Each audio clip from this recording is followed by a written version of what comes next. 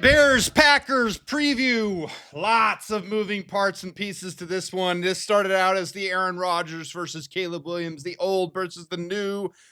Very similar play styles. A lot of talk this week about Aaron Rodgers being similar in his escapability in his early on career, but being a consummate professional, improving every year and becoming one of the quicker throwers.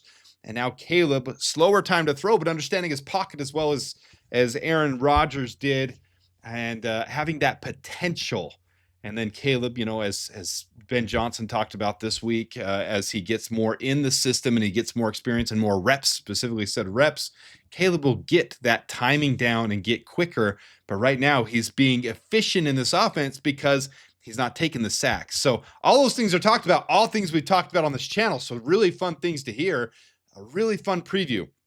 From everything we've heard, Aaron Rodgers is itching to go against the Bears. We know that he has a stellar record against the Chicago Bears. We faced it for years, and this is actually a picture from the game that I went to, so I had to find it, dig it out. The discount double check. I hate it. I absolutely effing hate it. I can't say it any more cleanly than that. Aaron Rodgers has owned the Chicago Bears for years. 24-5 record in the season, 1-0 in the playoffs, 64 touchdowns, 10 interceptions to a phenomenal 109.0 passer rating while he's played the Bears. So all those things stack up to him having owned the Bears during his career. And the Bears want a little revenge. We want to send old Mr. Rodgers, old man Rodgers, out the door packing, which sounds like this is his final NFL season. Send him out with a loss. Send him out with 4 interceptions against the Bears. Get a little retribution, a little victory on his way out the door. I would love to see it. So that's how the storyline started this week. And now what it's turned into, if you haven't seen, is the Bears injury report is, it's scary. It's scary. So here highlighted, you see our main 3 linebackers as far as share of snaps this year. Tremaine Edmunds, TJ Edwards, Noah Sewell, all out for this game. Noah Sewell out with the elbow injury that he sustained last week. TJ Edwards not quite ready to come back from his hand surgery and the soft tissue hamstring that he's been having. They said that he wouldn't have to hit the IR because he probably wouldn't be out 4 weeks. This is the 3rd straight game, so I'm kind of expecting TJ Edwards to be ready on short time to go against the Eagles on Friday, on Black Friday game. But I don't know. Nobody knows yet. Tremaine Edmunds out with his groin injury this week. Did not practice all week. He'll be out on this one too. Friday is yet to be determined yet. So there's a lot of questions there. Also, not to be overlooked, Theo Benedict limited in practice with a quad injury this week. That could lead. Braxton Jones is ready for the 21-day window to be open, but he has not had it opened yet. So he is not ready to, he has not started practicing. So Braxton isn't back. That would lead to your swing tackle, to Ozzie Trapillo being thrust into reps that he hasn't proven that he's quite ready for. But, he's got to get the experience. So we'll see what happens this week. Nobody knows if Theo Bennett is starting yet. Okay, on to the positive news. Now, we'll find out here in the next day if these guys are coming back, because technically they're still on the IR. Okay, but both, you see the hyper, the little up arrow here. Kyler Gordon, Jalen Johnson, limited, full. Both of them full participants in practice, but of course the questionable status because they aren't brought back from the IR yet. This is going to be big. So both of them being back would be huge because that secondary is depleted with all the linebackers out. So here's an inside look of what it looks like. And I had to leave, let's just shift these 3 down to here because they're all out this week. Now, I left both of these guys, Jalen Johnson and Kyler Gordon, down here because the 21-day window is open, but they're not off the IR yet. If they are, obviously Jalen Johnson shifts up here ahead of Nashawn Wright. Nashawn Wright would probably rotate with Tyreek Stevenson on different sets. That's how that would look. Nick McLeod would get kicked down, or Jalen Jones. Probably Jalen Jones would get kicked down. Nick McLeod has had more reps.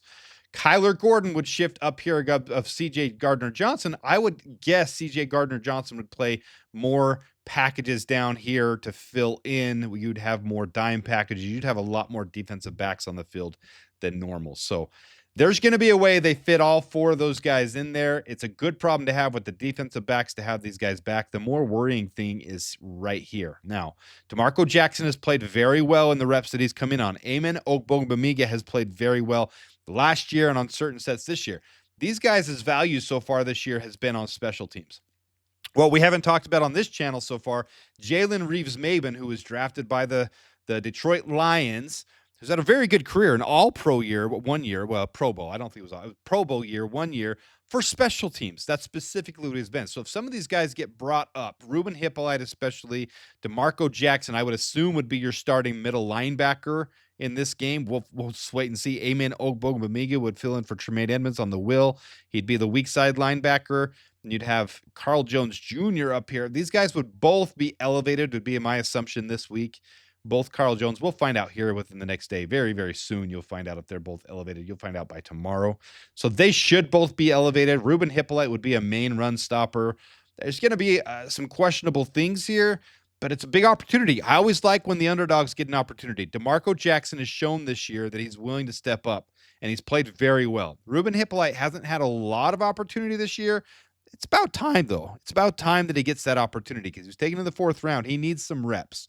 So this is a good thing in certain regards, but it's never good to have TJ Edwards, Tremaine Edmonds, and Noah Sewell out of the game. That's never a good thing. All right, on to the stats of this game, which is what we do this preview video for. It's the main thing here. So you got the Bears offense and the Steelers defense. That's what I do on these videos. And then I bring something out as kind of a highlight on the Bears offense and then another one on the Bears defense. So on the Bears offense, Colson Loveland is the only Bears receiver not to have a drop this year.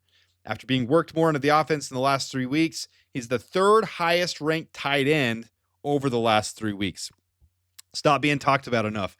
Out of everybody in all of the NFL, he's the 3rd highest ranked tight end in the last 3 weeks. 213 yards, 2 touchdowns on 13 of 15 targets with an 86.0 PFF grade. That's phenomenal. I would expect to see more and more of Colson Loveland. I'd also expect to see more and more of Luther Burden after the comments they gave in the press conferences this last week. Ben Johnson talked about how Luther Burden has earned more reps, and he's getting more reps. So that's really good. All right. On the offensive side of the ball, the Bears very highly rated on every area of it. They're improving all the time, and Ben Johnson's got this offense clicking. Points per game is 25.8. Yards per game, 373.8, 4th in the league. Rushing yards per game, 146.6, good enough for 2nd in the league. Passing yards a game, 227.2, 13th in the league. This should be, by all accounts, Caleb's breakout passing game. This should be the game where he gets a lot of passing yards. The Steelers' passing yards per game on defense, 261.2. It's the 32nd. It's the worst in the league. They are the worst against the pass in the league this year. Now, their advantage is they do take the ball away a lot. We don't turn it over. We're tied for 2nd in the league with 0.6 a game. They're 3 times that, with tied for 2nd in the most takeaways at 1.8 in the league. Obviously, the Bears are 1st in that area, but we'll get to that.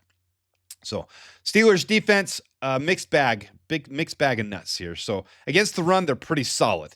Against the pass, terrible. So overall 28th with 368.1 yards per game and 16th with 23.2 yards or points allowed against them. As long as the Bears don't turn the ball over, they should be able to move the ball through the air against the Steelers, which is a good combination for Ben Johnson and his creativity. So the Bears should put up some good yards. We'll see. The rubber's got to hit the road, though, as we get to the game. As we switch over the Bears defense has had a couple rough games, specifically the Lions and the Bengals. Take those out, and it's really not terrible, but they've got to keep improving every week. Points per game, they give up 26.4, 364.6 yards per game, 133.3 against the run, 231.3 against the pass, and they have the most turnovers in the league taken away. We take away the ball 2.2 times per game, so really good. Now, on the other side of the ball, the Steelers are pretty good at not turning the ball over, tied for 10th at only 1 per game, 12th in points per game, so they've got decent points, but their offense is not really the main contributor. Their defense has contributed more to that than anything. So yards per game, 286.9, yards per game, 28th in the league, rushing yards per game, 29th, 88.2 yards per game. So the Bears' decimated defensive line should be able to get some momentum here in this game. And, of course, the secondary. The Bears have 3 of the top 4 interception leaders with Kevin Byard 5, Tremaine Edmonds 4, and Nashawn Wright. Tremaine Edmonds out of this game, but still a really potent secondary that should be able to disrupt the Steelers, even with Aaron Rodgers in there. All right, here's how your experts have it analyzed. They've got 7 of them taking the Bears and 3 of them taking the Steelers. We'll see how Vegas moves their money line. Right now, the Bears are a 2.5-point favorite. This is actually week 11, so I didn't change the top. I apologize for that. And I didn't put the money line because I do expect it to change with the Bears linebackers being out. I think this is going to be a pretty even, not the Vikings. All right, too many mistakes in that one. I had to go change it. So I changed it, paused it. Here we go. Week 12. Steelers at Bears. I got the Bears winning 27-19. So if you don't mind, put your predictions down below. That's the whole point of these videos. I think this is one where the Bears can get the offense clicking with Caleb Williams. I wouldn't be shocked to see more than 30 points. It's just the Steelers defense is really solid. They do a good job of limiting red zones, especially. And that's one of the Bears' biggest weaknesses is once they get down there, we're kicking way too many field goals. And we have one of the lowest field goal percent conversions this year. We're only 75% conversions. So that's not a good thing. We need to put the ball in more. We need to stop leaving so many points out of touch. We need touchdowns. We need the touch. We need the tutties. Bears need the tutties. We need them bad. And then again, last but not least, it's Caleb's birthday after the game Tuesday. So 2-3 days ago, this was his birthday week. So just a happy birthday to Caleb. We like Caleb. So a happy birthday to him. Hopefully he stacks another win here. Birthday win before, birthday win after. That would be phenomenal. And then we got a short week, Thanksgiving. I'll try to get as much out as I can, guys. I'm working on a couple things right now, but we'll try to get as much as we can. So if you guys haven't liked by now, subscribed, commented, shared with your friends, blah, blah, blah. I'm trying to grow the channel. I really appreciate you guys being a part of it. This is really fun. And this is a fun season for the Bears. 7-3, 50-something percent, 58% odds to make the playoffs now. We're on the brink. We're on the cusp of being a playoff team again, and I love it. With that, appreciate you guys. We'll have more to come. The Bears, bear down. Bear down, sports making Chicago proud.